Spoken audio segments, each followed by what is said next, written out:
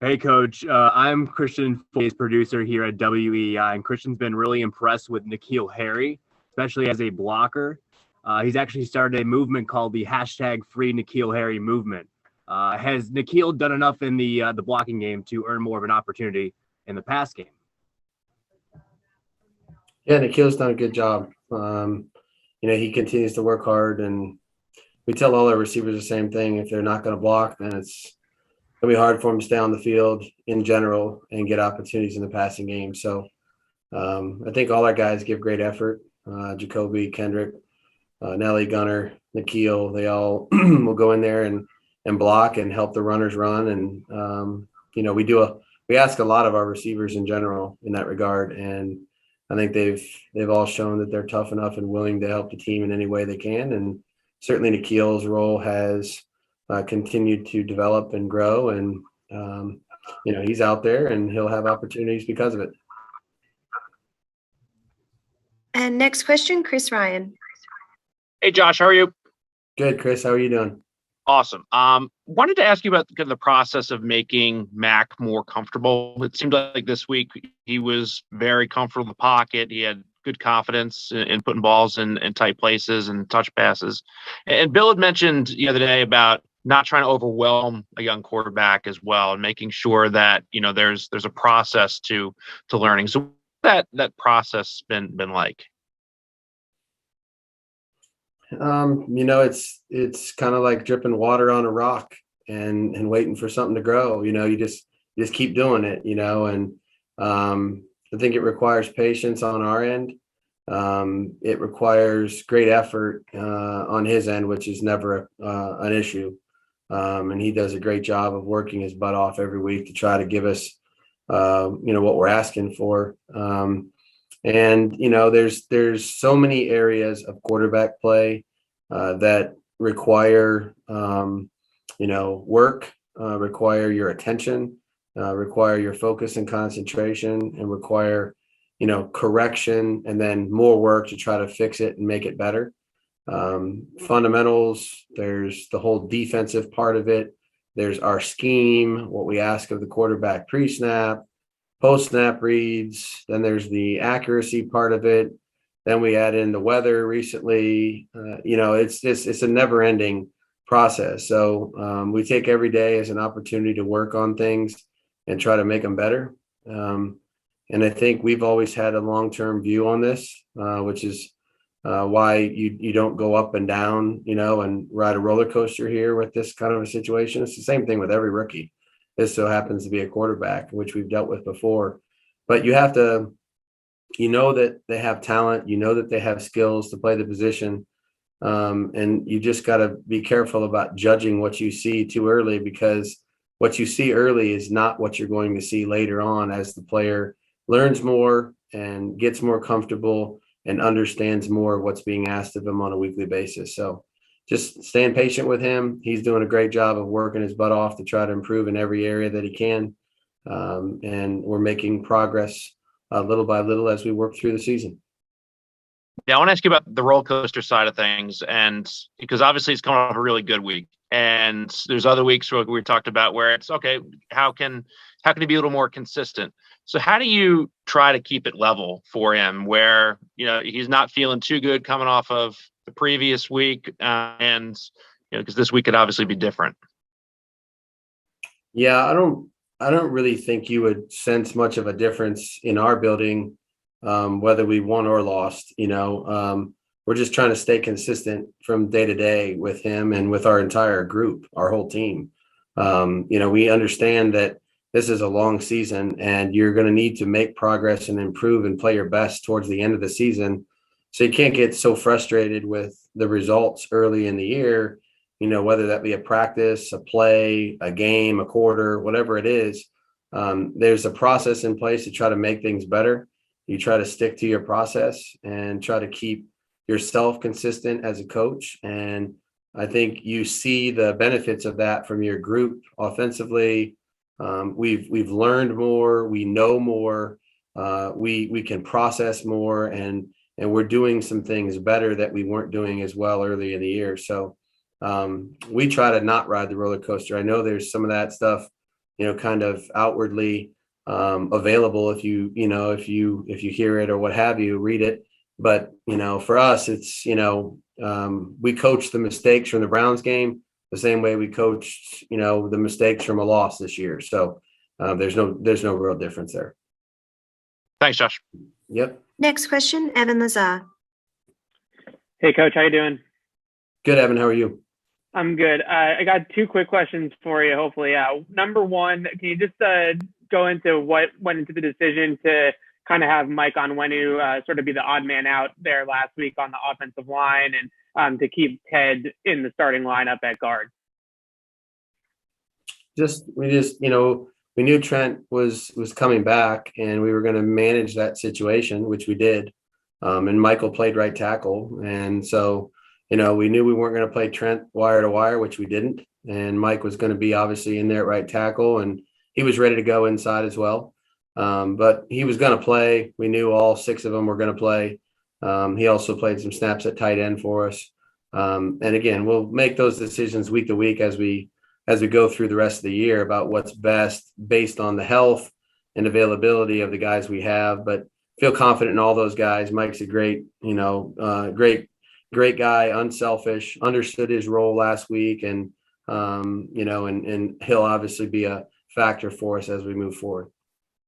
Got it. And the second one was just about Mac. And you mentioned last week that you saw real growth in how he's seen indicators from the defense pre-snap and stuff like that. It seemed like he had a good feel of that on Sunday against Cleveland. So just how have you seen him kind of take that information and use it once the ball is live? Every play, the quarterback has to process information in our system every play. So, he calls the play in the huddle, and then there's so much work to be done prior to the ball being snapped. He's in tune with what the defensive front is. He's in tune with where the linebackers are located. What's the secondary shell look like? Is there rotation? Is there not? Where are our threats in the blitz game? Where could those come from?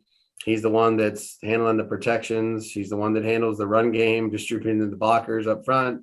And then obviously once the ball is snapped, there's an entirely new process that begins all over again, reading the secondary, confirming what you thought you might get pre-snap, and then trying to get your eyes in the right place and go to the right place with the ball. So, we ask a lot, we teach a lot. And I would say he's processed a lot, and he's doing well and continues to work hard to get better each week. But there's so much that goes into every single play. It doesn't matter how basic it seems on the surface. There's a lot that goes into it, and Mac's responsibility is rather large. Thanks, Josh. Yep. Next question, Andrew Callahan. Hey, Josh, following up on that laundry list of things Mac has pre-snap, has he earned total freedom at the line of scrimmage? Yeah, we've never really held our guys back from, if they saw something that was, an issue that we needed to try to get out of or what have you. I would say hopefully if we do our job right, we don't have to audible, too much. We've never really done that a whole lot. But, if he saw something that we needed to change or do something to produce a positive play and get out of a bad one, he could do whatever he feels like he needs to do within the game plan that we've put forward. And he did that the other day, and he's done that off and on during the course of the year. And then I know Dean is playing one of the higher rates of cover 2 in the league this year. I don't know if that's something he's always done, but does that force an element of patience on you guys tomorrow night, where sometimes things down the field might not be there and you just have to keep plugging along like you did Sunday? Yeah, Dean, Coach Pease is obviously he's a really good football coach, and he's a great person too. And playing against him is always different. The thing that I think I'm always been most impressed with Coach Pease is his ability to adapt his scheme, which is, I would say, multiple to the strengths and weaknesses of his players. And so some games we've played them, they've been in almost entirely man-to-man coverage. Other games they've used 50, 60, 70% blitz zones. Some games have been more split safety coverage, and less of that other stuff. So he has a great feel for what his defense can do well. He has a great feel for how to use his best players and most disruptive players. And he has a great feel for how to try to slow you down and take away some of your strengths. So there's no question that this game tomorrow night will require discipline, patience, and execution, because we're not gonna see the same thing over and over either. So he may play something that looks similar, but it is not the same thing, or he may make something that looks like post safety, end up like split safety once the ball snaps. So there's a lot of variety. There's a lot of disguise. There's an element of discipline that's going to be required post snap that we know we're going to be challenged with. And our skill group, our receivers, our tight ends, our quarterbacks, our backs are going to need to really be tied together tomorrow in order for us to produce consistently positive plays. Thanks, Josh. Yep. And we'll do final question from Mike Race. Hey, Josh, how you doing? Good, Michael. How are you? Good. Let's build off that. I mean, you talked a lot about the way they play under Dean, but how about their personnel? Who are some of their best and most disruptive players? Yeah, they, and the one thing before I talk about the personnel, they're not in the same spots all the time either. So, they kind of have some positionless people, which is interesting for us to identify. Certainly up front, Jarrett is a guy that we know well. Has had some pretty interesting games against us, and certainly is deserving of all the attention that he gets, and that we're going to need to give him as well. Very disruptive player, penetrates, spin moves, great effort in the pass rush, tackles for loss in the running game. That's an issue. Their ends are guys that play hard, get up the field, can rush the quarterback on the edge, but also, they do a lot of moving and stunting with their front, so they can come inside. They try to create some negative plays with movement up front in the running game, which this is going to be a challenge for us, especially in a short week when you don't have a chance to practice those things. So we've seen it. It might take us a little bit to get comfortable with it and seeing it in the game on Thursday night. Deanna Jones is one of the best linebackers we'll play. No question about it. He gets to, if you don't block him, he's going to get to the ball. And usually when he gets to the ball, he makes the tackle. So, a lot of times we talk about linebackers that, we got to do something with the down guys. And when they get there, This guy's a different story. If you don't block him, he'll be in the backfield. He'll chase it from sideline to sideline. He plays with a great motor. He's a good blitzer. They don't blitz a lot, but when he blitzes, he's really disruptive, which is a credit to Dean in terms of the timing that he uses them. And Jones relative to being, really slippery as a guy that our backs are going to have to account for. And then we know Duran's a very heady guy, does a good job in the deep part of the field. They rarely get the ball thrown over their head, which is, I would say, a typical Dean Pease defense. They make you drive it. They don't give up, 50-yard chunks in the passing game a lot. And Duran, you can tell he kind of quarterbacks the deep part of the field and makes sure that that's taken care of. And he does a great job, just like he did when he was here. This will be our first time playing against Terrell on the right. Young player, really sticky in coverage, fast, good speed, disruptive when the ball's thrown to him. So they got some players at each level of the defense that are really disruptive guys, and you got to know where they're at. You got to get a body on them. You got to be patient and disciplined relative to taking what they give you in the passing game. And you got to be careful about avoiding negative situations in the running game, because they can either run through at linebacker. These are probably two of the fastest linebackers we're going to play. I mean, both of them are sub 4.6. So they got great speed in the linebacking core, and they got some disruptive guys up front. So big challenge. We just talked about some of the games previous that we've played against Dean, on some of the challenges that he's presented to us in those games.